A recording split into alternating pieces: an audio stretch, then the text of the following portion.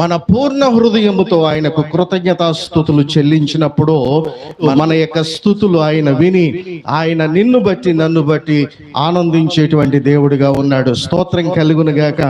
అదే అంటాడు దావీదు భక్తుడు 19వ కీర్తనలో, నా పూర్ణ హృదయముతో నేను యెహోవాను సన్నుతించెదను అని మాట్లాడతాడు. ఏ హృదయం అంటే ఏంటి దాని అర్థం?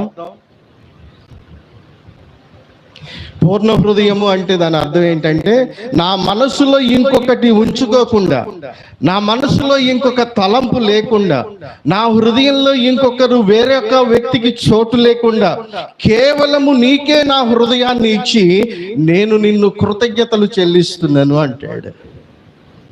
దేవునికి స్తోత్రం కలుగునుగాక. ఈ ఉదయకాల సమయంలో నీ నుండి నా నుండి మనందరి నుండి కోరుకుంటున్నటువంటిది ఆయన అదొక్కటే. అది మనం ఇవ్వగలిగితే సరిపోతుంది ఆయనకి.